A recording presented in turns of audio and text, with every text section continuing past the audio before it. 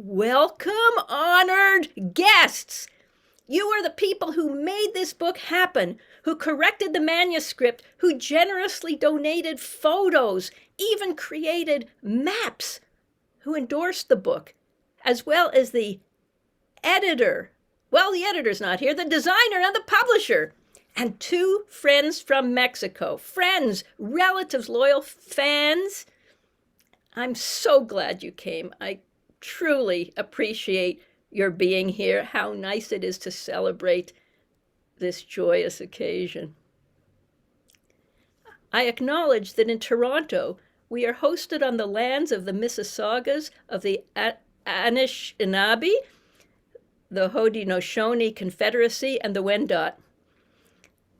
I also recognize the enduring presence of all First Nations, Métis, and the Inuit peoples. The next 3/4 of an hour is going to be so much fun. In addition to showing you what's inside the book, what it looks like, I'll read a few sample paragraphs. After that, I'll be introducing special guests, many of them authors of their own butterfly books. I'll do a show and tell of some of my favorite new Monarch goodies. And finally, you'll be able to ask all your questions. Now, you guys know, and all my Zooms, you're able to chat with each other. So you can hit chat, pass notes during class, listen with one ear, reconnect with people or meet people. So do gallery view, have your private conversations. And speaking of the chat box, excuse me for one moment.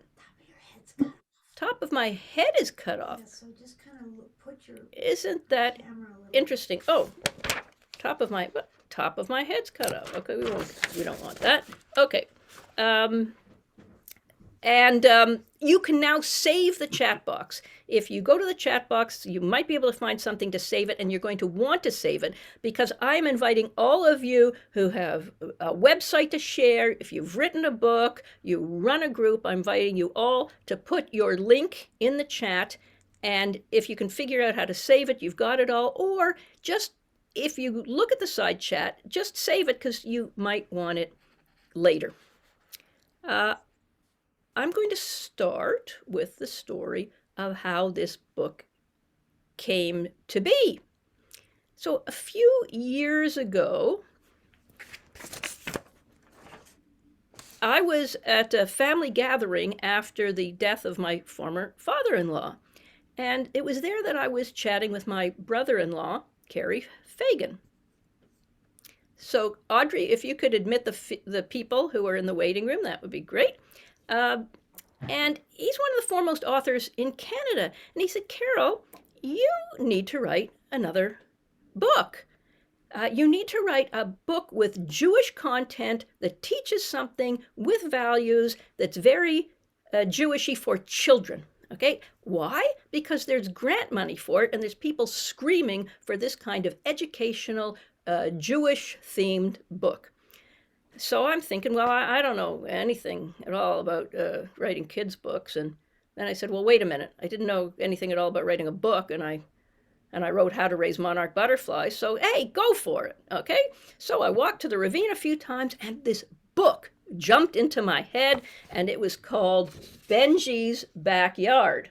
And I went onto Fiverr and got this very cute little cover for it.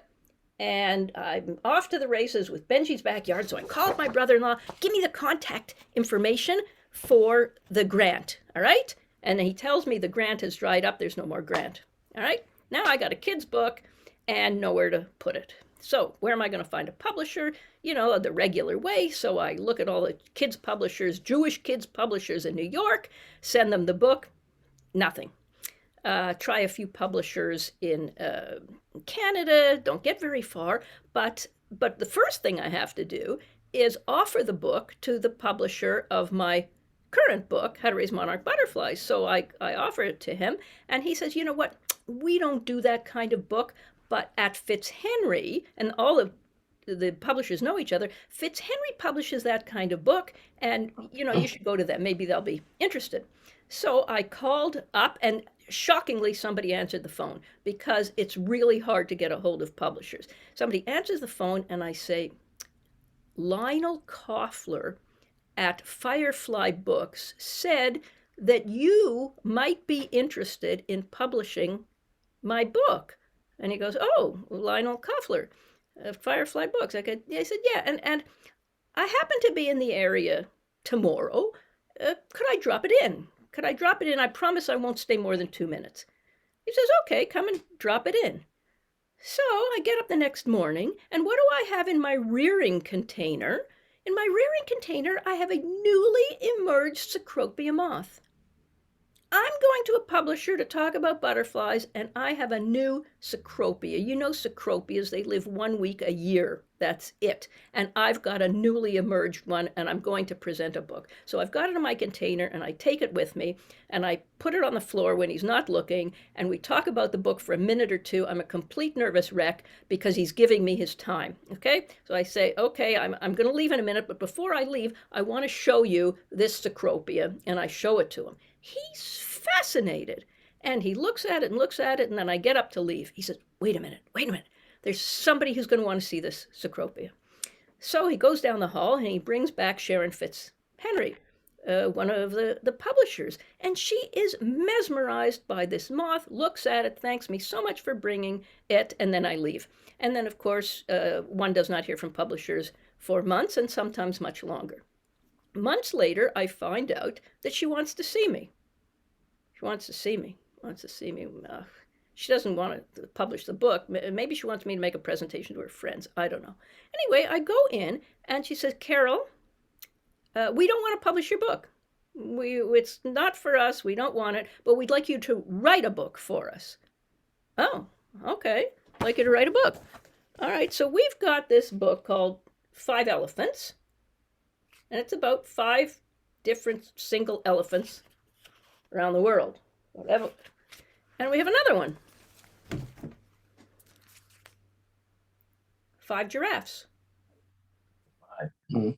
How about if you write 5 butterflies? Why don't you write 5 butterflies? It's kind of not the same, but it would work really well in our series. And I'm thinking, oh, well, I know something about butterflies, and I know how to research. And about 15 years ago, I stopped saying I don't know how to do something. I first thought if you know this much more than the next person, you can teach it and write about it. And after that, I discovered that you actually don't have to know anything at all in order to write about it and teach about it. So I had a leg up already. I knew something. So with these 2 books as templates, I went home and wrote 5 butterflies.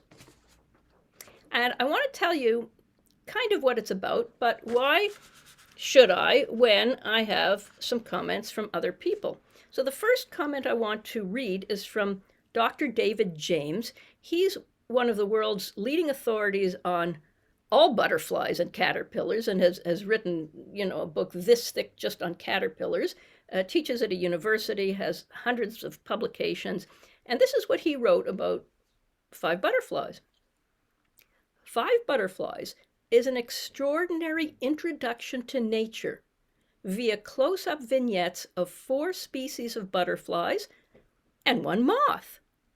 You cannot fail to become mesmerized by the lifestyles and features of the 5 featured lepidopterans, especially as they are accompanied by abundant and gorgeous photographs. However, this book is about so much more than butterflies and moths. It is an introduction to nature and ways to ensure that we always have nature and her butterfly ambassadors to enjoy. From advocating replacing lawns with native plants to asking why nature should be valued any less than works of art, this book will provide much-needed nature illumination to the stewards of our world in the decades to come. So it's not just about these 5 butterflies, it's about much bigger messages. And John Oyston is here today, and he is a former vice president of the North American Native Butterfly Society, and this is what he had to say. Carol uses the life cycles of 4 butterflies and a moth as a structure on which she hangs a host of personal experiences and anecdotes. The book also looks at the wider issues of habitat loss and the role that people can play by growing native plants in their gardens and public spaces while avoiding excessive use of lawns and introduced invasive species. She provides a host of practical information about raising butterflies in captivity so that people can marvel at their metamorphoses, and also a guide to political activism to encourage butterfly-friendly gardening in civic places. If any book can inspire a love of nature in teenagers, this one will. Carol has an infectious enthusiasm for the subject, and her passion shines through in every sentence. So thank you for that, John. And I'd love to show you the book on the inside so you know what it looks like. And then I'm going to introduce you to some of our special guests. I'll have a show and tell of some things that I'm really excited about. And of course, a Q&A. So here's the book.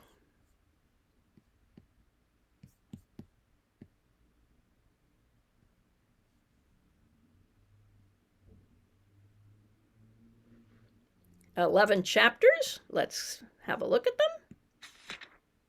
I'll start off with a stunning photograph that I didn't take. I took most of the photographs. I'll tell you the ones that I didn't take. And we have our introduction, which I'll share with you.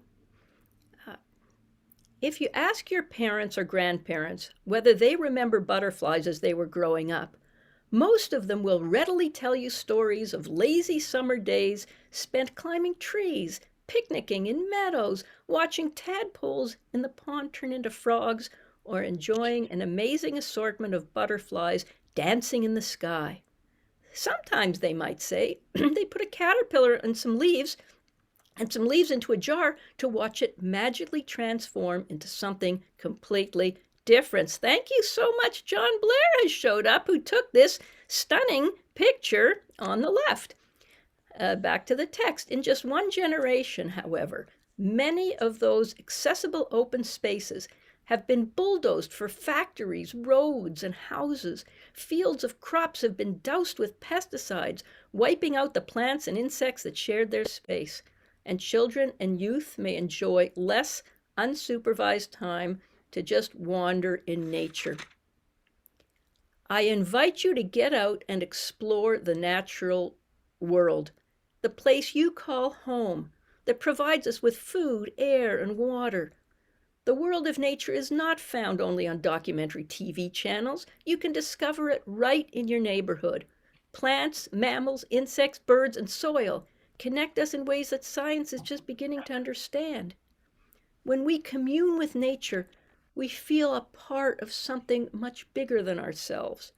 Our sense of awe translates into well-being, physically, emotionally, and spiritually. The more you connect to it, the better you feel. The more you love it, the more you will want to protect it. And that is the only way we humans can save the world. The good news is there's still time to act, and you will love every minute of it. So this is part of my bigger plan to get kids out of the house. Nobody had to tell us to get out of the house. We went to the meadow, the ravine, we made forts, we played in the river, nobody knew where we were, we didn't have cell phones, and we came home at dinner time. Kids now cannot do this. They are stuck to their devices, and that's what a lot of this is. And I can't just tell them to go out. It has to be fun. So this book is about making it fun to go outside and discover their own passion. We start off with, is it a butterfly or a moth? Tell the difference. And some butterfly and moth anatomy. Then we talk about my favorite butterfly, of course, which is the miraculous Monarch. And I do a little life cycle, which we're all very familiar with, and a bit on predators. And we have this terrific picture of a chrysalis of a with a string coming out with a tacketed fly maggot on it, and that Rob Wood contributed. And we have our first range map. Now, it's at the bottom of page 17. It's not easy to find a range map that includes both Canada and the United States. Very hard for me to find one.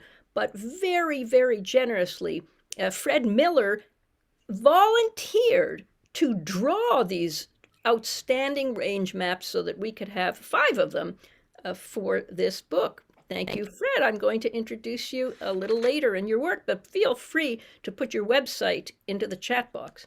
Now we talk about protecting monarchs, and when we're talking about protecting monarchs, I'm talking about protecting the caterpillars by rearing them. And we have this extremely cute child who is in awe over touching a caterpillar. She's actually got her finger on the caterpillar because I believe that the up close and personal experience is what kids never forget and appreciate, and they need to know that they can get up close and personal with nature.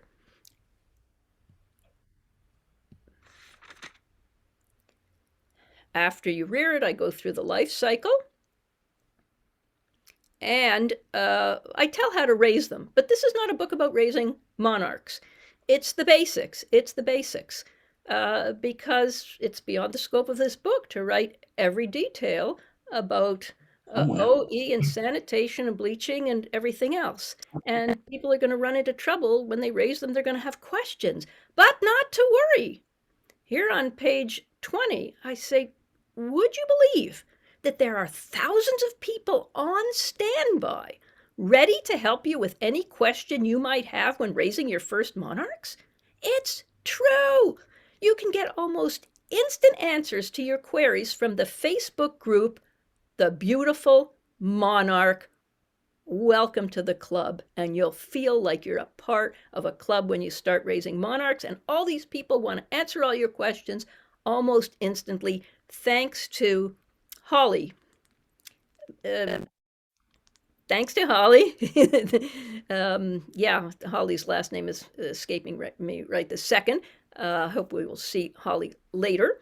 But I've made the book sound like I'm talking to the kids, and I help them out, and I give them references. And on the next page, 21, when you get out there, you're going to see lots of other things. You're going to see tree frogs. You might see a camouflaged cicada. You might see different kinds of fungi.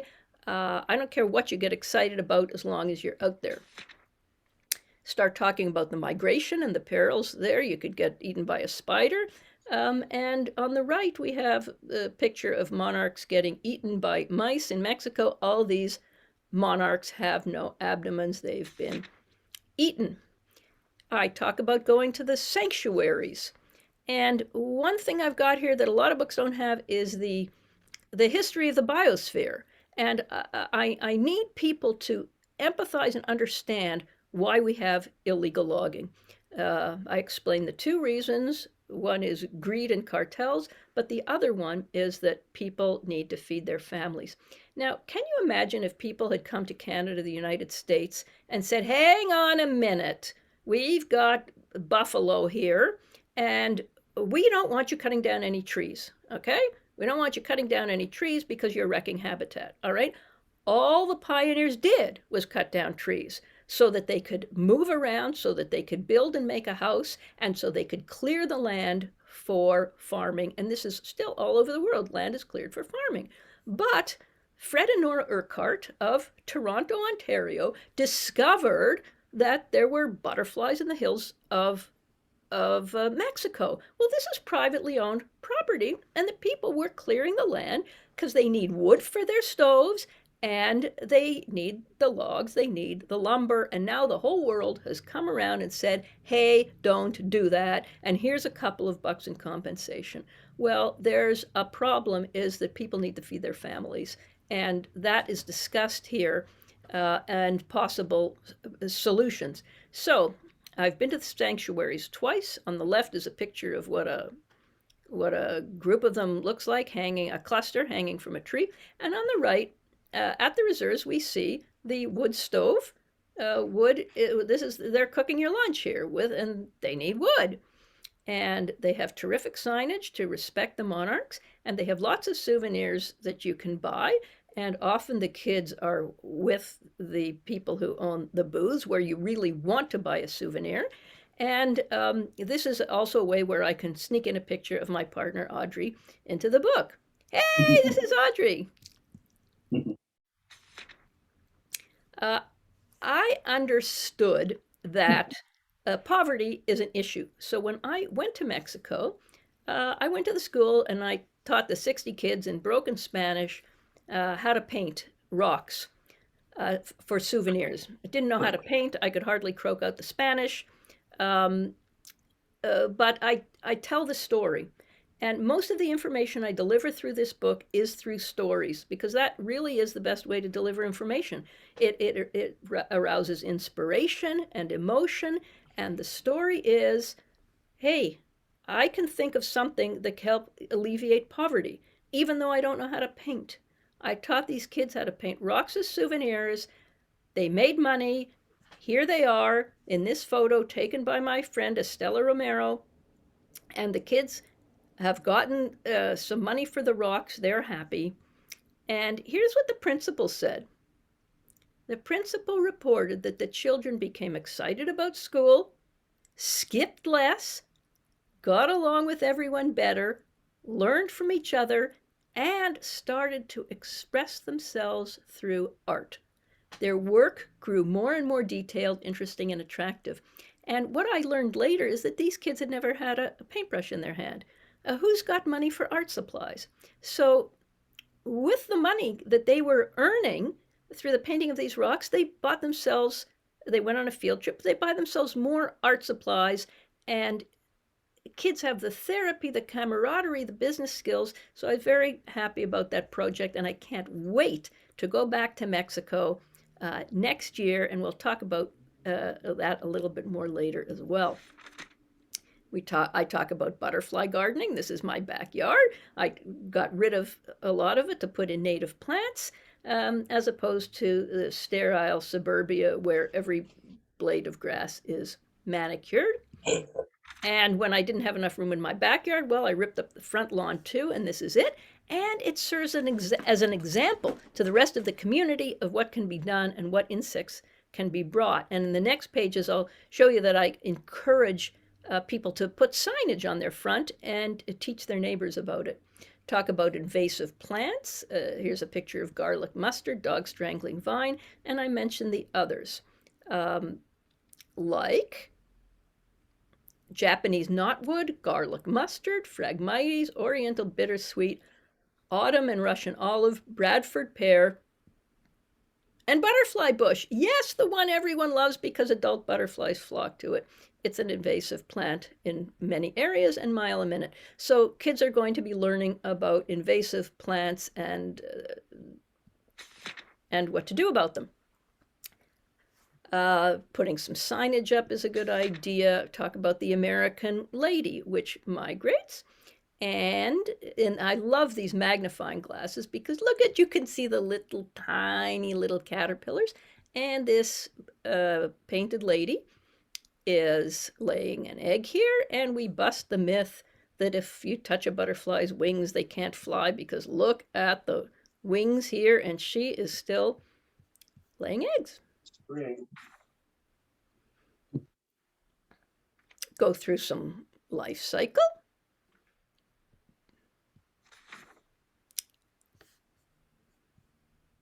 No, we're watching it, Carol. I just figured out how to mute people. How cute is that? Now I would talk about butterfly farming, and this is really important to me, and it's very rarely discussed. I have a lengthy discussion on butterfly farming and on butterfly exhibits. So I explain the difference between tropical exhibits and native exhibits, and this particular one is in Cambridge, and the chrysalids are so close you can actually touch them. There's no glass in between you and the chrysalises, which is very, very exciting. And this is me with a photo credit to Audrey Kayumjan, taking the best ever pictures because you can get up close.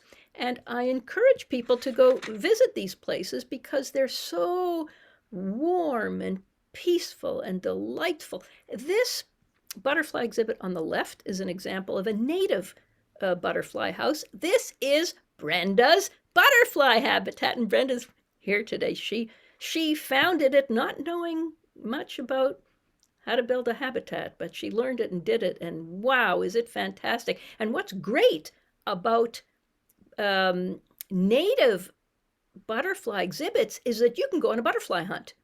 So you can go in, you can look for eggs. There's host plants. You can watch them hatch. You can watch them molt. You can inspect the whole place for them. You can watch the odd disease, which is carefully monitored, and you can watch them emerge. So it's great if you can go to a domestic one, and it's also great if you can go to a tropical one. This is an example. The butterflies only last a couple of weeks. They only live a couple of weeks. So every week or two, butterfly conservatories that have fantastic displays of the most stunning tropical butterflies get deliveries of chrysalises like this.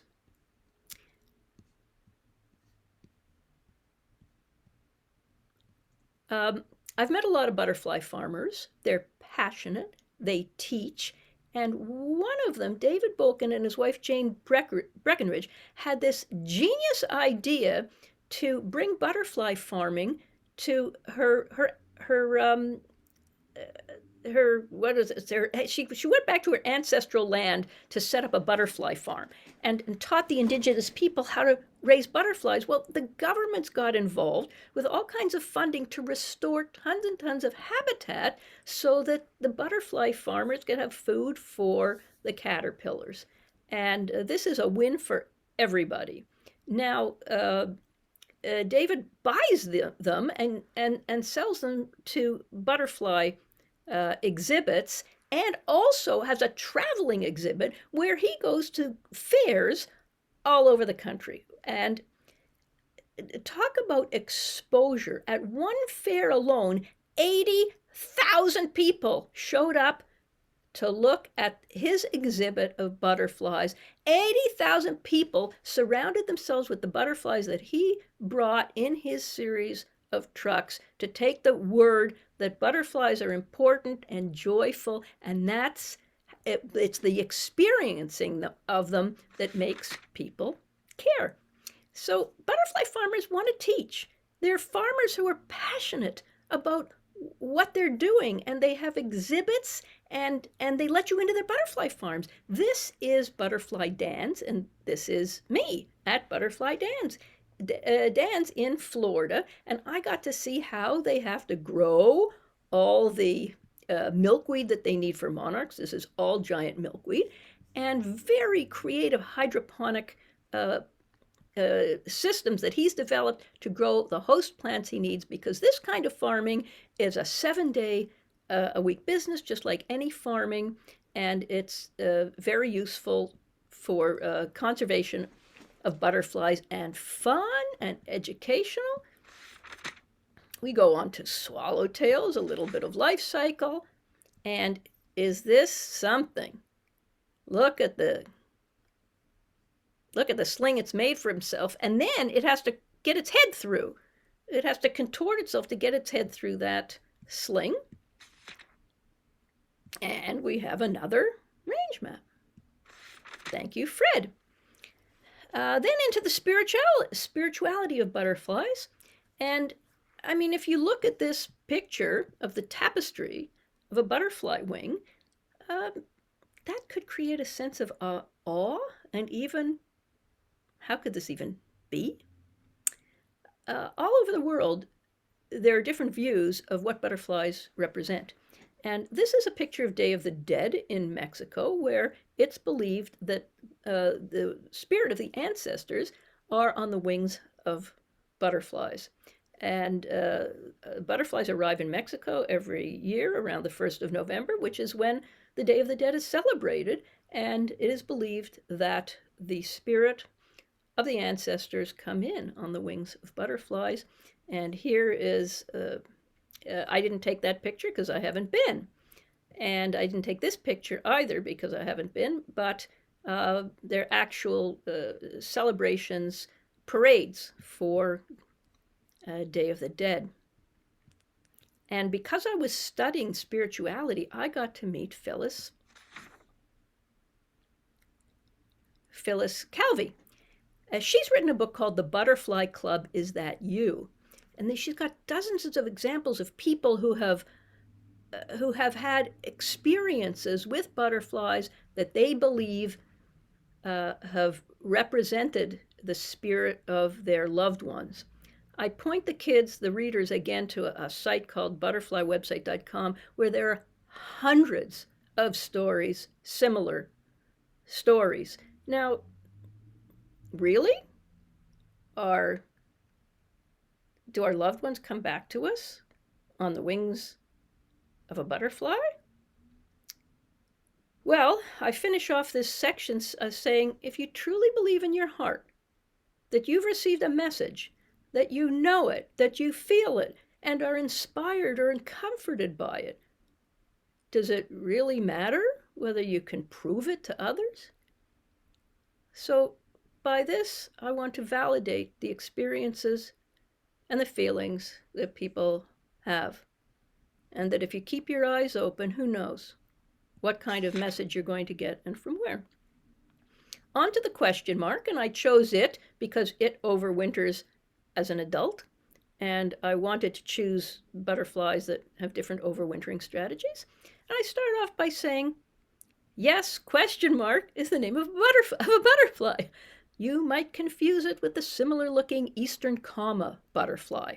Truly, even scientists who give names to butterflies have a sense of humor. If you look carefully, you will find a small question mark on the wing of a question mark butterfly and a small comma on the wing of a comma butterfly. So, and I say the Latin name. So I want the kids to feel like they're having a conversation with me and to have fun. And then I talk about folded leaves, because they're going to see a lot of folded leaves in the meadow and the ravine. And I feel that when you see a folded leaf, it means that there's a prize inside. So you open it up, there's a prize. Here was another prize, a question mark, which even as a caterpillar looks like a question mark. And this one that I brought into the house an hour later had at least 50 maggots coming out of it in one of the grossest experiences I have ever had. I talk about being safe in the meadow. When I want the kids out there, I want them covered and with the right equipment. I show them what a tick looks like and what stinging nettles look like and what's going to happen if you get stung. And these are the stinging nettles and the poison ivy. So I want to make sure that this hobby doesn't endanger the kids at all. Oh, and there is my comma butterfly, contributed by Brenda Dietzig. It's so nice to be a part of a community where everybody shares their photographs. And since I'm talking to you about sharing photographs, if you ever see any of my photographs on my Facebook page, please ask me for the full resolution. I'm happy to give them to anybody. And that's Monarch Crusader on Facebook. So now we've got a moth, okay? The Cecropia. I know this book is called 5 Butterflies, but moths deserve at least one chapter.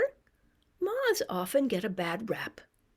The ones we usually see are gray or brown, flying in circles around porch lights. Occasionally one makes it into the house. Wait, they don't bite or sting. Are they really a problem? Our parents don't like them when they chewed holes in their wool sweaters, but there are only 2 species that do that, and they can be deterred with mothballs. And some people don't like to see nibble marks on their plants or on the leaves of their trees. Doug Tallamy, author of Bringing Nature Home, has a solution for that problem.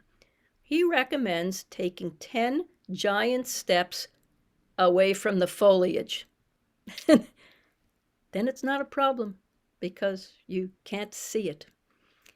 So in the big picture, I want people to like bugs and not kill them. And when they raise them, they create such a reverence that they're really, really going to think twice before they even step on any insect or get a Kleenex and throw it out go through the life cycle of the Cecropia. And wow, have you ever seen a Cecropia make a cocoon?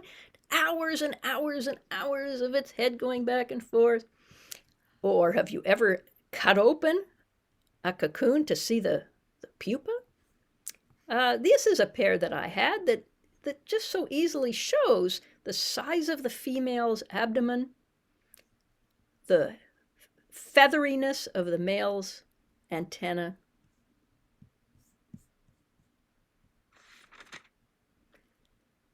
And then we start winding down by saying, we've done all this and the planet needs your help. Your time as a caterpillar has expired. Your wings are ready. So I set up the problem all over the world. Animals and plants are going extinct at the rate of dozens a day. At this pace, more than half of all species on Earth could be lost by 2100. This includes mammals, reptiles, and insects. It would be easy for us to feel helpless in the midst of such devastating numbers.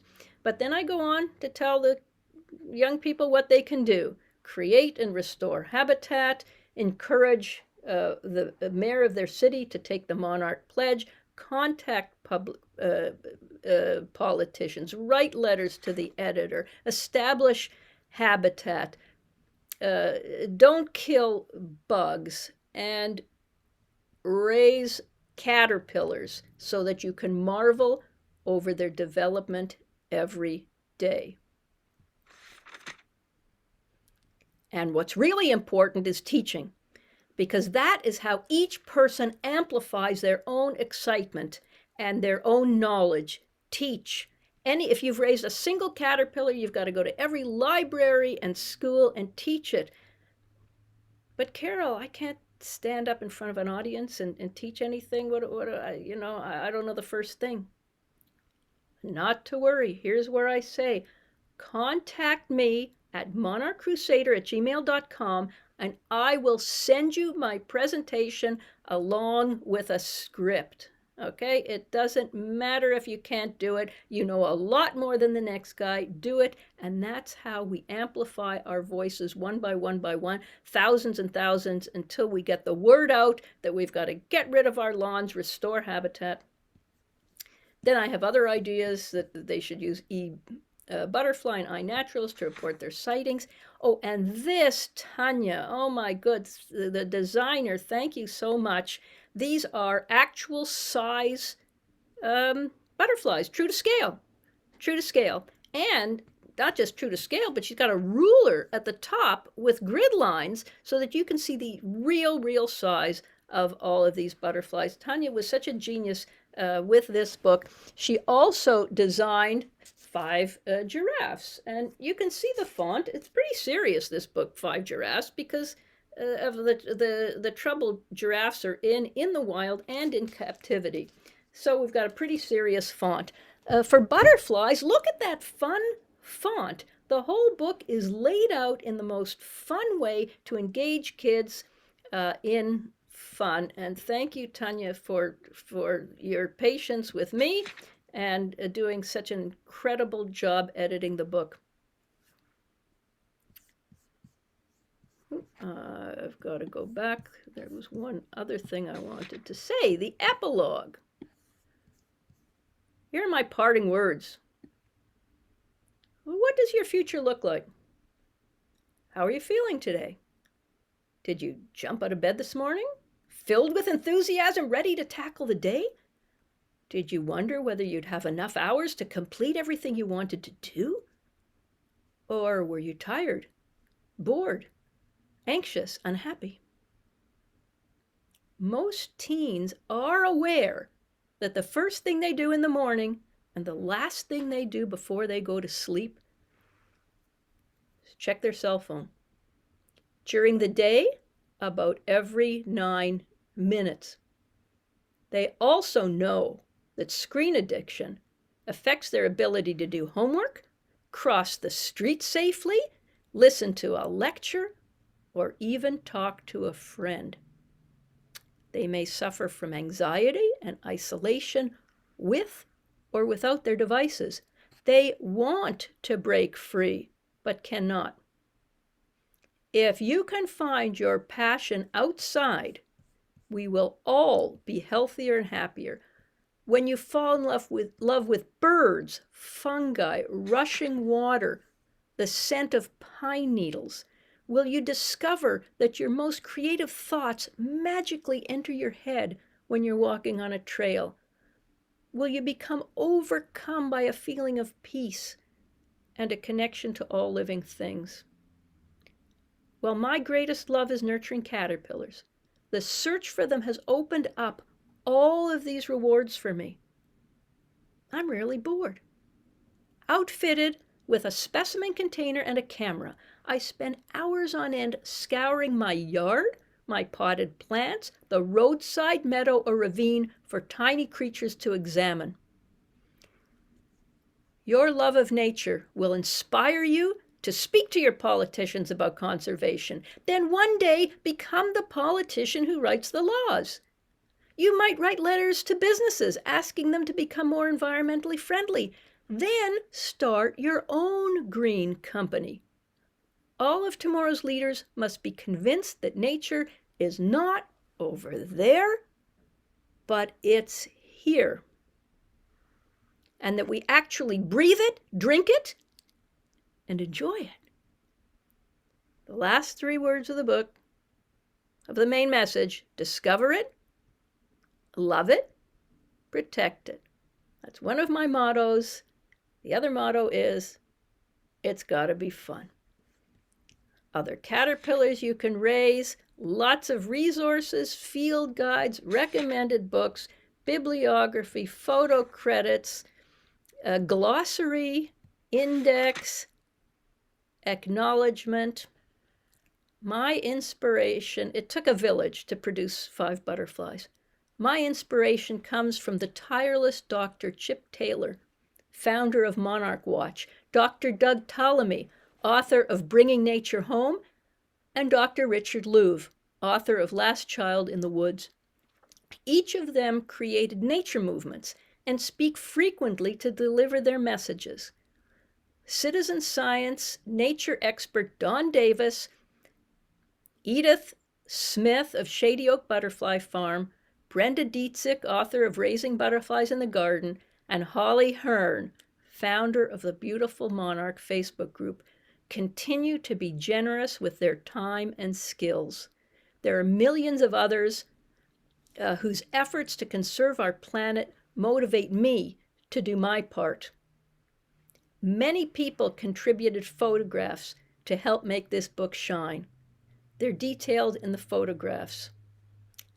I want to thank those who took the time to correct and improve the manuscript: Chip Taylor, Todd Stout, Connie Hodson, Dan Boland, Phyllis Calvey, John Oyston, Doug Tallamy, Richard Louv, Lorraine Johnson, Don Davis, Dan Krause, and Robert Michael Pyle. My sincerest gratitude to publisher Sharon Fitzhenry. But for her vision, this book would never have been written. Together with talent, coaching, and patience from editor Charlene Dobmeyer, designer Tanya Montini, and publisher Holly Dahl, 5 butterflies came to life. Finally, I would like to thank you, the reader, because without you, all of this work would be in vain.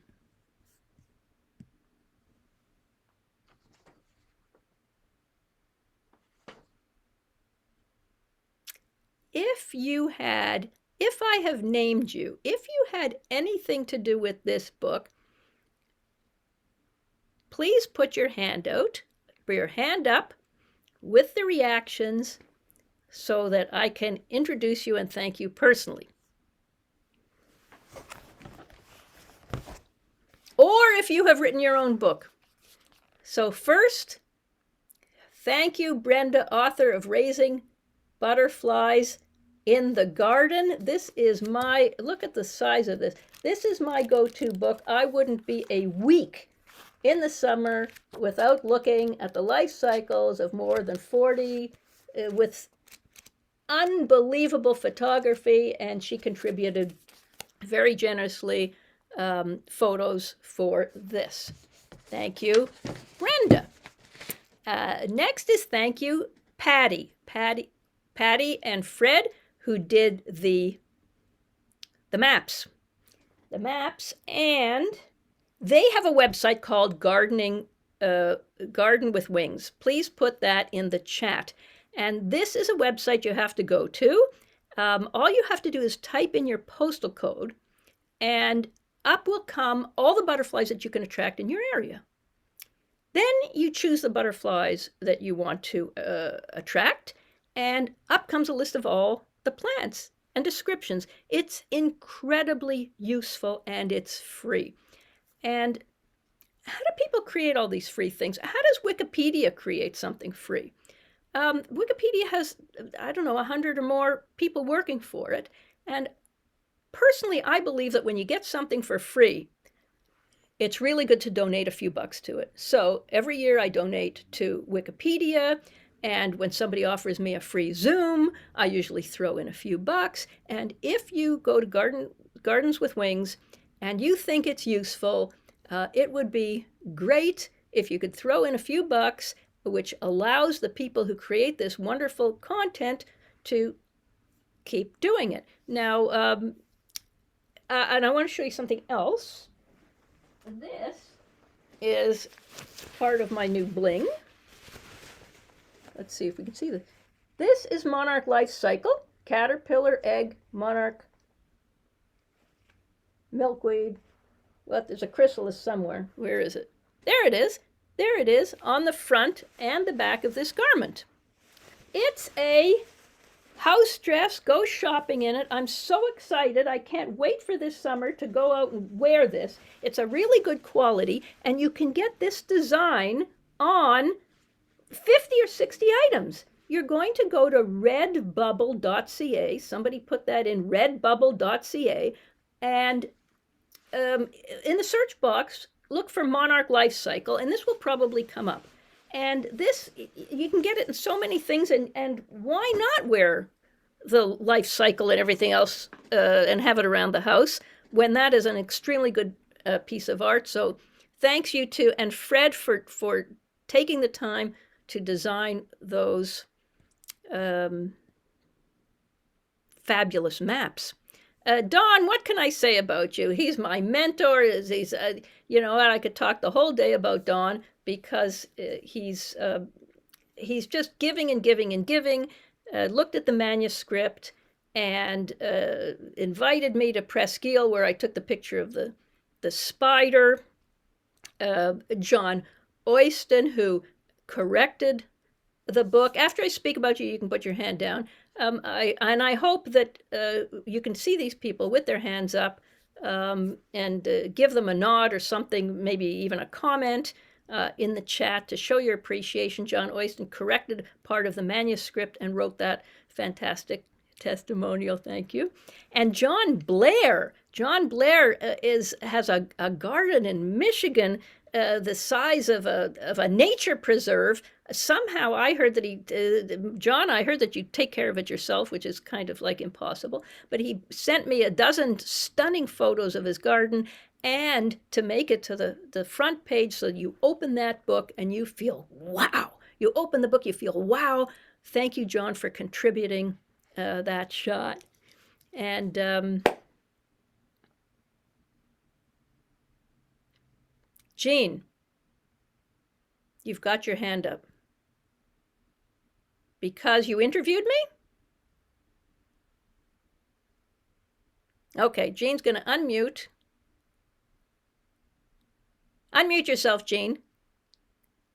Okay, when you do, I'll see.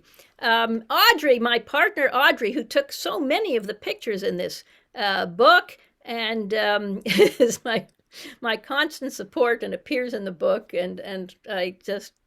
And I get to live with the author. Lucky me. Can you imagine how much fun I have all the time when I get to live with Carol and all she does is talk about monarch butterflies? Lucky me, I get to live with the author. You know, we could wake up every morning and look at there's a lot of really awful stuff we could think about every morning, but aren't we lucky that we can get up every morning and think about Butterflies. think about butterflies. Woo! And next is Holly. Oh my goodness, what a process it is to publish a book with 4 billion details.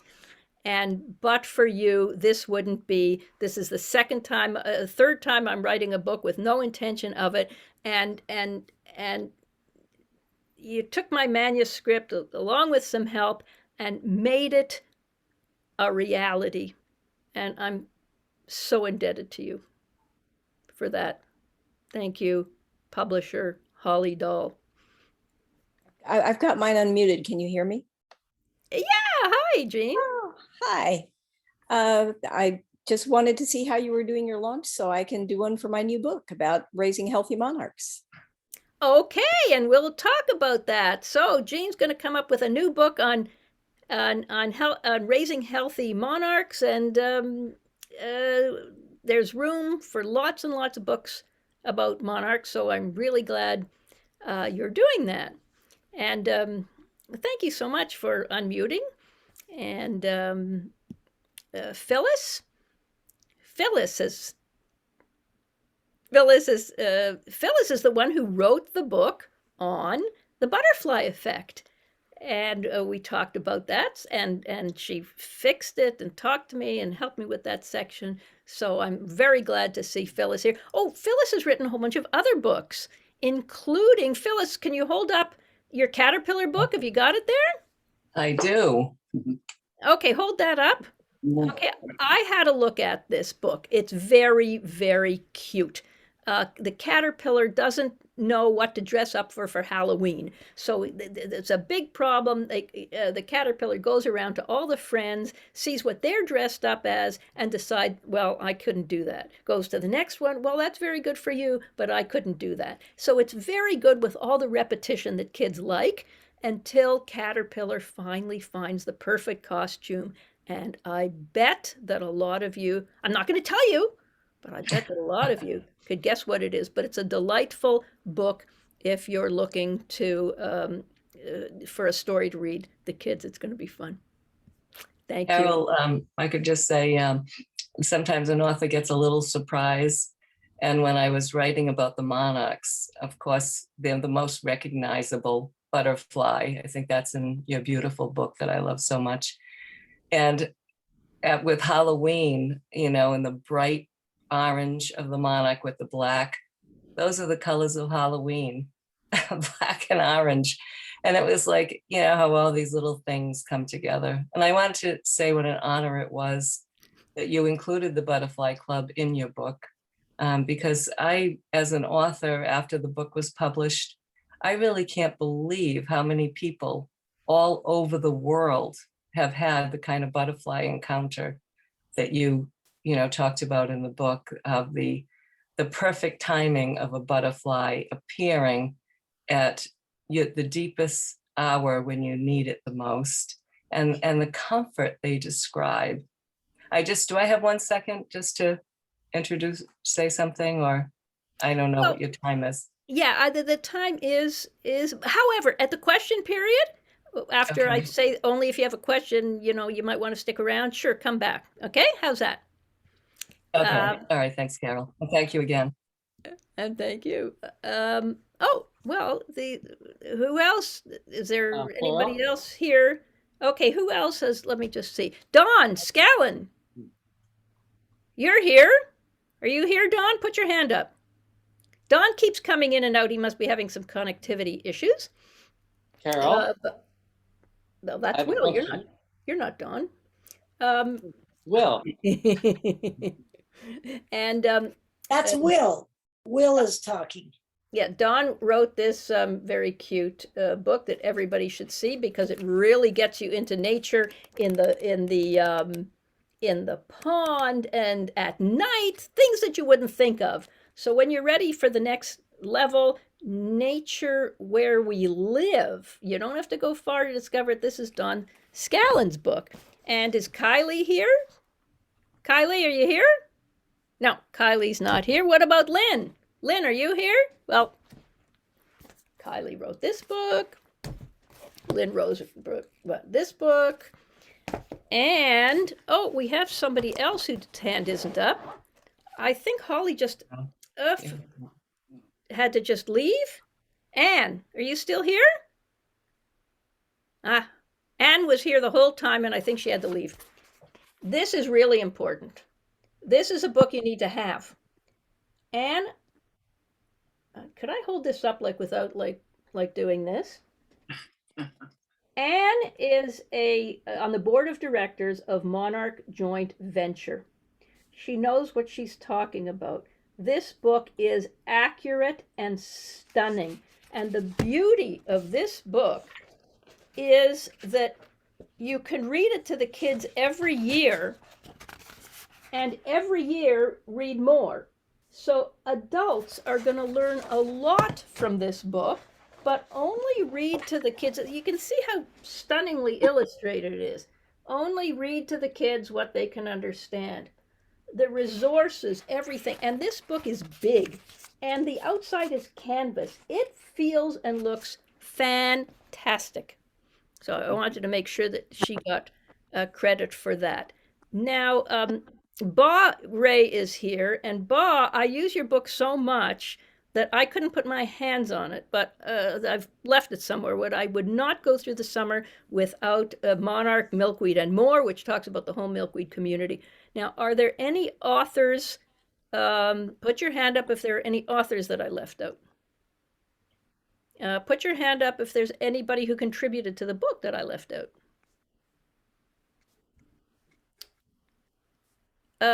There's one more person, Randy. Randy, put your hand up. You came in a few minutes ago. Yeah, can you hear me? Oh, there's Randy. Look at that gorgeous T-shirt Randy is wearing, made by Tony of Monarch Butterfly Garden. Now, this is going to be my best show and tell. Randy made this for me because Randy is an artist. Randy is an artist, and I need to pin my... Oh, and he made this. Look at this prize. Look at this caterpillar. Is that not incredible? I love that, and I want one. Okay, now Randy is an artist, so you have to think about paying him to do this art as if it were as valuable as any other piece of art that you would pay for, because the work that went into this art, anyway, it is magnificent. And this one actually goes around a corner. It's going to go on a corner, but he has many other creations. The quality is insane, and I'm very happy to have this in my house now. Randy, put your website in the chat. Randy, put your website in the chat. I can figure out how to do that. I'm kind of a novice at any technical like this. Okay, so you're going to look up Randy Peterson on Etsy. If he doesn't get it in, Randy Peterson on Etsy. So you go to Etsy, etsy.whatever, and type in Randy Peterson, and you're going to see all the fantastic things that he makes. It's called Monarchs by Randy. Monarchs by Randy. You're going to look up Monarchs by Randy. So thank you. Thank you. And if you should get that, one of the most fun things is to unpackage it, because he takes a full day to package it so that you could drop it out of the airplane and nothing would happen to it. It's a work of engineering genius to do that. So I know we've kind of gone over the time. You've been very patient. I'm really thrilled that you're here. And if anyone has any questions, I'd like to throw it open to questions. So what you want to do now, if you have a question, is put your hand up, and I will call upon you for the question. So I'm going to give the first question to Will, if you unmute yourself. Will, it's so nice to see you. Unmute yourself and ask your question. Unmuted? Okay, great to see you guys too. I'd like to know, Carol, obviously you've got a lot of milkweed plants in your backyard. Now, do I have to get seeds if I want to put milkweeds in my backyard? You can plant them from seeds, or you can go to your local native plant nursery, and you're going to find it by looking up the North American Native Plant Society, NANPS.org. Who's going to put that in the chat? NANPS.org, and they will have a list of all the native plant suppliers in your area, or yes, you can grow them from seed. Other nurseries, the odd one will have some milkweed for you, and it will be swamp milkweed, which is the one I recommend the most. Anyway. So as long as I plant those in the backyard, then the caterpillars will find their way to my backyard. Depending on where you are, you have like a 1/3 to 2/3 chance if you plant milkweed of getting monarchs. I don't care what kind of butterflies you raise. It's going to be fascinating. If you want a higher chance of getting a butterfly, you'll plant parsley and dill and get an eastern swallowtail, or pearly everlasting and get a American lady. Oh, very good. Okay, thank you. And Fawn. Unmute. I'm unmuted. Hi. Well, I have a simple question. I've got 13 grandkids and one more due 14 by April, late April. Okay, the reason I wanted to ask a question is 2 out of my 4 kids, the parents of these grandkids, are homeschooling. So is there a homeschooling butterfly educational curriculum? And specifically for your book, that's really 2 questions. That's a general one, but is there like a vocabulary in the back, or concepts, or frequently used words? Yes, things? there's a glossary in that book. Oh, Younger kids will really like this book, and you ask your local libraries to get it, and then you can take it out. Taking my notes. Thank you. This, if you're interested in monarchs, this is for grades 1 and 2. It's Monarch Magic by Lynn Rosenblatt, and it has all these activities you're looking for. But as far as curriculum is concerned, you're going to go to Monarch Joint Venture. And they're going to have a grade by grade curriculum that will link monarch butterflies to every aspect of the curriculum. Monarch Joint Venture will have a curriculum. That's fabulous. And there's another one too. I think it's Fish and Wildlife that also has a curriculum, and you can even get hard copies of curriculum. I have a few put out by different organizations, and write me for those links. Okay. Go ahead, Thank you. Mary, unmute yourself. Okay. So I have to mute. There only one Mary today? With only one Mary with your hand up. All right. So I want to know where you got your fabulous outfit. The one I'm wearing? Yeah, your bow tie and your polka dot shirt. I mean, you couldn't look more like a monarch if you tried. The bow tie, I don't remember where I got the bow tie. The shirt, I paid this ridiculously low amount of money for, because whatever you want, if you Google a black polka dot shirt images, something's going to come up. You just have to imagine what you want and Google exactly what you want, and then the word images. The images come up and you order it. This is not Monarch specific, but I have 3 wardrobes full of Monarch specific clothing, like this blanket at different sources that you can ask me about or Google, but whatever you can imagine, somebody's making. So I have the sweatshirt, the jacket, the leggings, the dress, everything. I didn't wear any of my Monarch shirts today because there's already too much power there. But whatever you want, you can get. And if you can't find it, you know where to go. Randy, did you have a question? I did. I joined today's meeting late, so you might have said this earlier, but is there a way I'd be able to watch this from the beginning? It's recorded and I'm going to post it. As a matter of fact, I think I'll end the recording now to make it even more casual and we don't have to worry about it. Stop recording.